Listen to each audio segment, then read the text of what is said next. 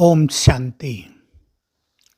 दिवाली आप सभी ने धूमधाम से मनाई, खुशियों में दिन बिताया, नया वर्ष प्रारंभ हुआ है।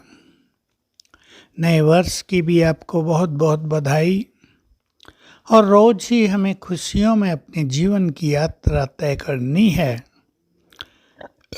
जिस मनुष्य के जीवन में खुशियाँ बहुत हैं वो सचमुच बहुत धनवान है। खुशी बहुत बड़ा खजाना है। समय चुनौतियां लेकर आ रहा है। हर साल हमें नई नई चुनौतियों का सामना करना पड़ेगा। हो सकता है साल में कई चुनौतियां भी आएं, तो हमारा जीवन उमंग उत्साह से भरा हुआ हो। हमारे जीवन में कुछ विशेष लक्ष्य हो, हम कुछ विशेष रूप से पाना चाहते हों। ध्यान देंगे सभी, हमारा जीवन कहीं उलझ के न रह गया हो।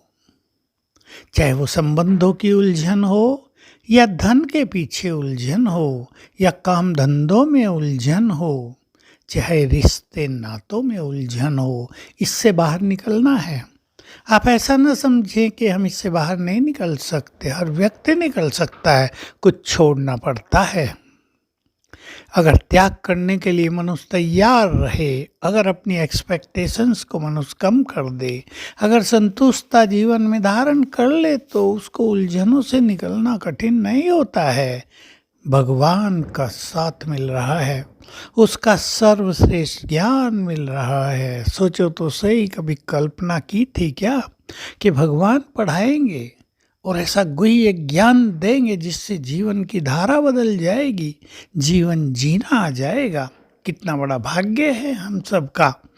इस ज्ञान को अपना जीवन बनाएं, इस ज्ञान को अपने जीवन का प्रकाश बनाएं, इस ज्ञान को अपना बल बनाएं, तो ये ज्ञान आपको आध्यात्म की चरम सीमा तक ले जाएगा।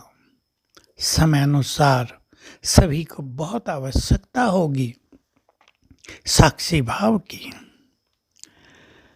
एक अभ्यास अभी से सबको प्रारंभ कर देना चाहिए कि जो कुछ इन आँखों से दिख रहा है वो नहीं रहेगा।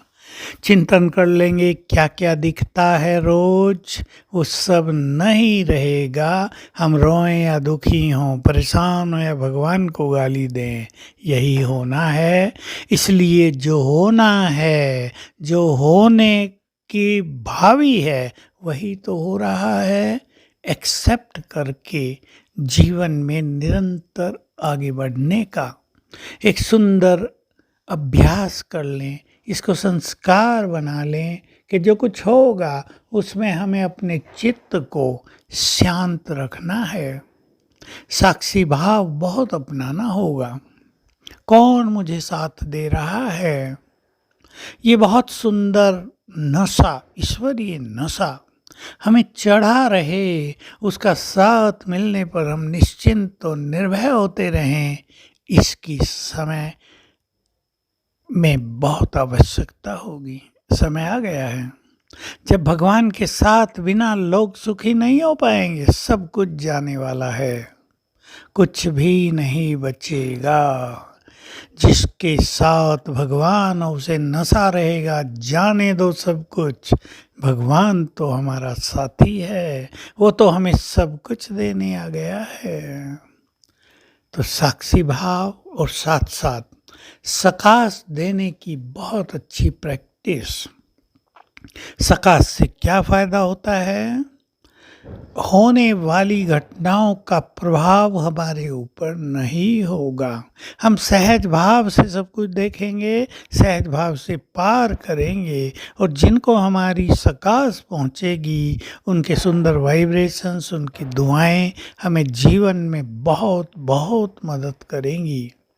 तो सभी इस नए वर्ष में इन कुछ धारणाओं पर विशेष ध्यान दें। साक्षीपन पर विशेष बाबा के शब्द याद करेंगे, जैसे मैं इस खेल को साक्षी होकर देखता हूँ, तुम्हें भी इस खेल को साक्षी होकर ही देखना है।